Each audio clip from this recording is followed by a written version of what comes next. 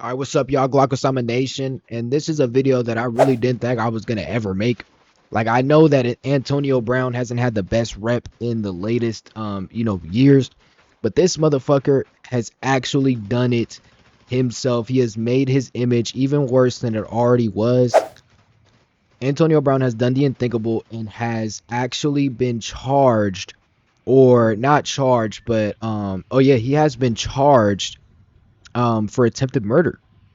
And he also has decided to plead no contest to his extradition to Florida on an attempted murder charge, as he was hiding in Dubai and he was arrested by U.S. Marshals in Dubai.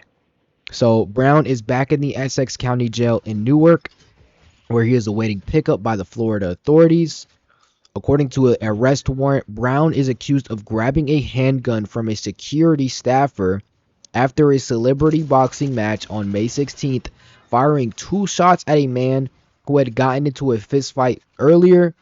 The victim, Zul Curran Kwan, I'm not even going to try to say that name, told investigators one of the bullets grazed his neck. Cell phone video obtained from social media showed Mr. Brown with the firearm in his hand advancing towards Mr. Nantambu on the outside walk. The video captures 2 shots which occur as Mr. Brown is several feet within Mr. Nantambu. The arrest affidavit says the video also captures Mr. Nantambu ducking after the first shot is heard. Brown was not immediately arrested that night because initially the police did not identify Nantambu as a victim. It wasn't until May 21st that Nantambu gave a full statement about the incidents and to the police, and identified Brown as a shooter. Based on the social media posts, Brown has been living in Dubai for several months. It wasn't immediately clear why it took investigators so long to arrest him, or why he was brought to New Jersey rather than Miami. But it also wasn't clear from courts or jail records if Brown even had a lawyer. So in a social media post after the altercation, Brown said he was defending himself because he was jumped by multiple individuals who tried to steal his jewelry and cause physical harm to him. Of course, I guess they weren't really going with any of that shit. And now he is facing a second-degree attempted murder charge in Florida that carries a 15 prison sentence and up to a $10,000 fine in the event of a conviction. Brown, who spent 12 years in the NFL, he was an all-pro wide receiver who played his last season, obviously, in Tampa Bay. We all know what happened between him and Tom Brady. But obviously, he's better known for his years in Pittsburgh. His career, he had 928 receptions for more than 12,000 yards and 88 touchdowns, which is very impressive. We all know that Antonio Brown was a very, very good football player, as he was selected 7 times in the Pro Bowl. He was a key part of the Buccaneers team that defeated Kansas City in 2021 Super Bowl, including a touchdown pass thrown by Tom Brady, obviously, like I said a second ago. Brown has dealt with several legal problems over the years, so this is not the first time that this guy has been in legal trouble. Like I said earlier, this guy has issues. So I think that's where we're going to end that segment of explaining kind of what he was, going through, or what he was doing. And I think it's time to talk about mental health and CTE and why the NFL needs to do something about this. This video is going to be majority about Antonio Brown. We're going to get back onto him, but I don't know, dog. I don't think it's safe for these grown-ass men to be hitting each other head-to-head constantly. And this isn't the first time that we see something happen like this. As we saw, in the Aaron Hernandez case, where somebody actually ended up being murdered, right?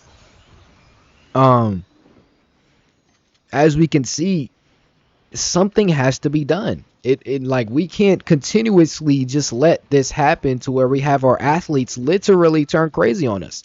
Antonio Brown was not like this. He was always a little cuckoo, but to be upping a pole that is not his from a security guard to shoot at somebody in quote unquote self-defense, even though there is video evidence that it wasn't, we have to do something about this. But back on topic, um, here Antonio Brown, like I said earlier, if I say like I said earlier one more time, you guys have to subscribe. But like I said earlier, he previously had been accused of battery of a moving truck driver. He has several domestic violence charges. He has failure to pay child support, as well as other incidents. And then, obviously, infamously, during the 2021 game with Tampa Bay against the New York Jets, Brown took off his jersey, shoulder pads, and gloves and ran off the field, leading to his release by the Buccaneers, effectively ending his football career. Ever since then, that guy has been a public nuisance. Of course, running the CTE ESPN sports account over on Twitter, where he says a whole bunch of wild stuff. I mean, if you look onto his page, you scroll a little bit down, there is posts about Bonnie Blue. There's also posts about Tua Tagovailoa, which is a whole nother segment that I could get into.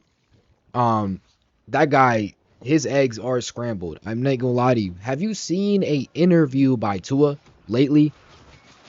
When I see that shit, it's genuinely uncanny because it's almost like looking at a person deteriorate right in front of you.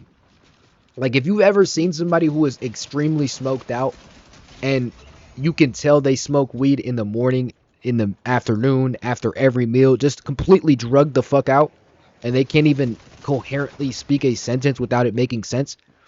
That's what Tua reminds me of. So either that dude is doing hardcore drugs or he's doing some sort of drugs or something like that, because it is Miami, or this guy's eggs are scrambled. And if you see this guy play football, it's like one day he's incredible, one day he'll throw for 4 touchdowns, and then the next day he'll throw it up to 2 safeties. You feel me? So, like I said earlier, you got to subscribe because I said that shit. That's my catchphrase. Like I said earlier, Tua Tagovailoa, blah, blah, blah. Aaron Hernandez. I mean, Tyreek. Like, there's so many players that I could talk about right now that are dealing with like CTE issues that are so obvious. Yet the NFL does not care. Because if they cared, we would see something be done. We would see everybody being enforced to wear more padding in their helmets. We would see, some more health codes being passed. We would see some more, effort to keep these players safe. But clearly, they're more incentivized to, have players wear new helmets now, and they introduced that rule, even though they know that when helmets are not worn every single, day, and they don't wear the same helmet, it can cause the worst injuries. But they'd much rather get higher ratings by making the jerseys and the helmets match and making everybody drippier than they would, take care of their players. And I guess that's just the business when it comes to the NFL.